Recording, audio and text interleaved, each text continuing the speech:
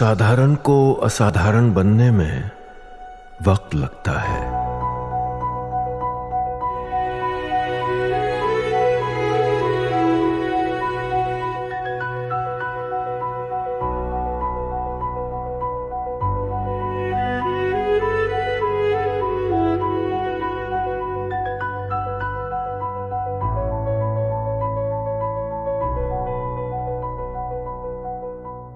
लगे हैं क्या? प्रधानमंत्री नरेंद्र मोदी इस वक्त चुपचाप ऐसा तगड़ा एक्शन ले रहे हैं जिससे अंदर ही अंदर हड़कंप मचा हुआ है। एक तरफ तो अवैध घुसपैठियों को चुन चुनकर गजब तरीके से भगाया जा रहा है, दूसरी तरफ पाकिस्तान और बांग्लादेश में अत्याचारों से प्रताड़ित होकर जो हिंदू भाई आए उन्हें भारत में बसाया जा रहा है। और इसके लिए यूपी से लेकर गुजरात तक और असम से लेकर गुरुग्राम तक जबरदस्त एक्शन हो रहा है। एक तरफ ऑपरेशन सिंदूर के बाद से 2000 से ज्यादा अवैध बांग्लादेशी और रोहिंग्या घुसपैठियों को डिपोर्ट किया जा चुका है। दूसरी तरफ सीए यानी नागरिकता संशोधन एक्ट के तहत हजारों शरणार्थियों को भारत की नागरिकता दी जा चुकी है और यूपी में 2000 से ज्यादा हिंदू शरणार्थियों को जमीन पर मालिकाना हक देने का प्लान बन चुका है। आज पाठशाला में अवैध घुसपैठियों को देश से भगाने और वैध हिंदू शरणार्थियों को देश में बसाने की पूरी डिटेल आपको बताऊंगा, लेकिन पहले एक झलक देखिए।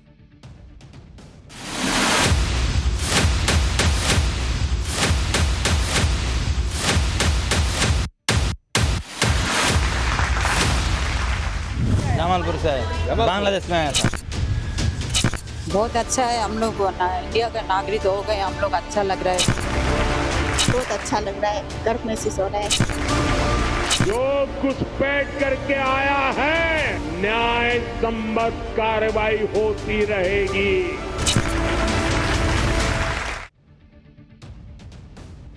अवैध बांग्लादेशियों के खिलाफ कितना तगड़ा एक्शन हो रहा है उसकी तस्वीरें पहले आपको दिखाता हूं।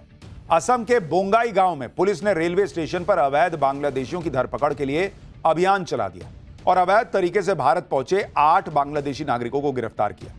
पुलिस के अभियान से रेलवे स्टेशन में अफरा तफरी मच गई और पकड़े जाने के डर से कई संदिग्ध सामान लेकर रेलवे स्टेशन से बाहर की तरफ निकलते दिखाई दिए। पुलिस की गिरफ्त में आए एक घुसपैठिए ने खुद बताया कि वो कैसे बांग्लादेश के जमालपुर से भारत पहुंचा है। सुनिए आप।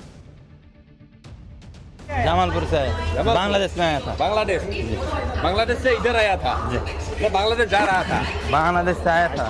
बांग्लादेश जा रहा था। नहीं आया था। कौन सा ट्रेन से? ट्रेन में नहीं है, वो कार पे आया था। कार पे? बांग्लादेश से मेघालय के घुसा? हाँ। कहाँ से घुसा? वो पता नहीं है वो कहाँ से। वो सिक्योरिटी नहीं था। असम के मुख्यमंत्री हेमंत बिस्वा शर्मा कई बार साफ कर चुके हैं कि उन्होंने असम की जमीन का एक इंच हिस्सा अवैध बांग्लादेशियों से खाली कराने का संकल्प ले रखा है। उन्होंने असम में बढ़ती घुसपैठ को राज्य की डेमोग्राफी में आए बदलाव की बड़ी वजह बताया और असम में अवैध बांग्लादेशी घुसपैठियों के खिलाफ हेमंत सरकार के ताबड़तोड़ एक्शन का असर भी दिख रहा है। सोशल मीडिया पर असम की एक तस्वीर वायरल हो रही है जिसमें सामान से लदे ट्रकों की 2 किलोमीटर से ज्यादा लंबी लाइन दिखती है।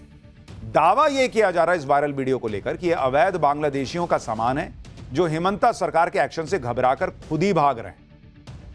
असम ही नहीं, देश के दूसरे राज्यों में भी अवैध बांग्लादेशी और रोहिंग्याओं के खिलाफ अभियान चलाया जा रहा है। अब तस्वीरें दिल्ली के पास हरियाणा के गुरुग्राम की, जहां 15 अगस्त से पहले सुरक्षा को देखते हुए संदिग्ध बांग्लादेशियों की पहचान के लिए स्पेशल ड्राइव चलाई जा रही है। इस दौरान पहचान के फर्जी दस्तावेज मिलने पर संदिग्धों को जांच पूरी होने तक डिटेंशन सेंटर भेजा जा रहा है, जिसके लिए गुरुग्राम में 4 डिटेंशन सेंटर बनाए गए। गुरुग्राम पुलिस के मुताबिक स्पेशल ड्राइव में अब तक 400 से ज्यादा संदिग्धों की जांच की जा चुकी है और 8 अवैध बांग्लादेशियों की पहचान हो भी गई है, जिन्हें डिपोर्ट करने की तैयारी शुरू हो गई है। हरियाणा के सीएम नायब सिंह सैनी ने साफ कर दिया है कि जो लोग अवैध तरीके से घुसपैठ करके आए हैं उन्हें वापस अपने देश जाना पड़ेगा।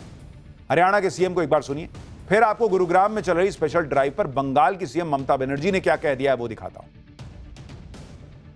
नहीं, देखिए, जो बाहर से आए हुए इस प्रकार के लोग हैं उनको वापस भेजने का काम हम कर रहे हैं। मैंने पहले भी ये बात कही थी, पीछे भी हमने इस बात को कहा था कि जो लोग बाहर से आकर के यहाँ पर रुके हुए हैं उन्हें वापस अपने देश जाना पड़ेगा। प्रधानमंत्री मोदी देश को सिक्योर करने के लिए अवैध बांग्लादेशियों और रोहिंग्याओं के खिलाफ ताबड़तोड़ एक्शन ले तो राजनीति भी होने लगी। पश्चिम बंगाल की मुख्यमंत्री ममता बनर्जी इस मुद्दे पर बीजेपी को घेर रही। ममता बनर्जी ने अगले साल बंगाल में होने वाले विधानसभा चुनाव में इसे बड़ा मुद्दा बनाने की तैयारी कर ली। गुरुग्राम में अवैध बांग्लादेशियों की धरपकड़ के लिए अभियान तेज हुआ तो उधर ममता बनर्जी ने ट्वीट किया कि हरियाणा के गुरुग्राम में पश्चिम बंगाल के विभिन्न जिलों से आए हमारे बंगाली भाषी लोगों को हिरासत में लिए जाने और उन पर अत्याचार की लगातार खबरें मिल रही। अन्य राज्यों से भी अलग से और लगातार खबरें आई हैं कि पश्चिम बंगाल के नागरिकों को सभी उचित दस्तावेजों के साथ सीधे बांग्लादेश अवैध रूप से धकेला जा रहा है। इन राज्यों में पश्चिम बंगाल के असहाय गरीब बंगाली कामगारों पर अत्याचार हो रहे हैं और यातनाएं दी जा रही हैं। भारत में बंगालियों पर दोहरी इंजन वाली सरकारों के इन भयानक अत्याचारों को देखकर मैं स्तब्ध हूं। आप क्या साबित करना चाहते हैं? ये नृशंस और भयानक है। हम इसे बर्दाश्त नहीं करेंगे। इस भाषाई आतंक को रोकें। ममता बनर्जी कह रही हैं कि भारत के जो बंगाली हैं उनको बांग्लादेश में धकेल दिया जा रहा है। अब बांग्लादेश धकेलने दे रहा है कि भारत के बंगाली जो हैं वो वहां जाके रहेंगे। भाई उसको भी दिख रहा होगा ना कि ये बांग्लादेश का नागरिक है, तभी तो वो उधर जाने दे रहा है। भारत ने धक्का दिया, क्या चल रहा है? वो रस्सी खींचने की प्रतियोगिता चल रही है, इधर से धक्का देके उधर कर दिया। ममता बनर्जी भले ही पीएम मोदी के अवैध बांग्लादेशी घुसपैठियों के खिलाफ एक्शन को लेकर नैरेटिव सेट कर रही है, लेकिन पीएम मोदी पिछले दिनों बंगाल दौरे में एक बार फिर यह क्लियर कर चुके हैं कि जो घुसपैठ करके आया है उस पर कार्रवाई तो होके रहेगी। पीएम मोदी का यह बयान बड़ा वायरल भी हुआ, लेकिन एक बार उसको फिर से सुनिए। और यूपी के सीएम योगी अवैध बांग्लादेशियों के खिलाफ बुलडोजर एक्शन के बीच हिंदू शरणार्थियों को क्या तोहफा देने जा रहे हैं, इसके बाद वो बता।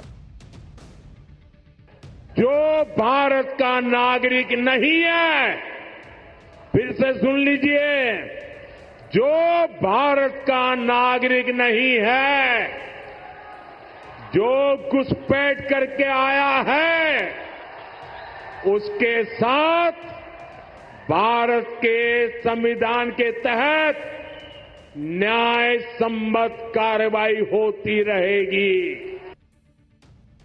यूपी में भी अवैध बांग्लादेशियों और रोहिंग्याओं की धरपकड़ का अभियान तेजी से चल रहा है।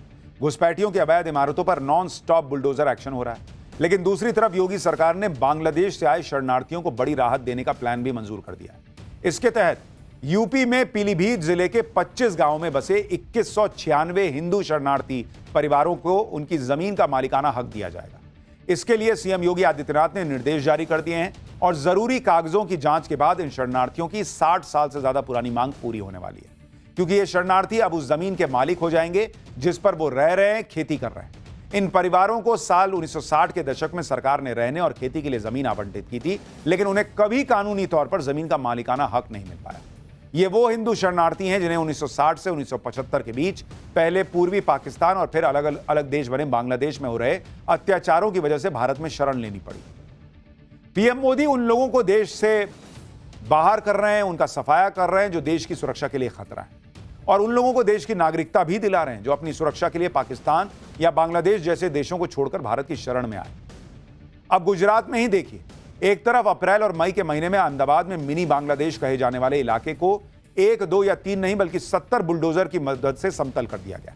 इस इलाके में अवैध बांग्लादेशियों का अवैध ठिकाना बन चुके 1000 से ज्यादा घरों को जमींदोज किया गया। इस एक्शन का असर यह हुआ कि अवैध बांग्लादेशियों ने खुद ही बोरिया बिस्तर समेटा और गुजरात से निकलने में ही अपनी भलाई समझी। इसी गुजरात की एक तस्वीर और देखी।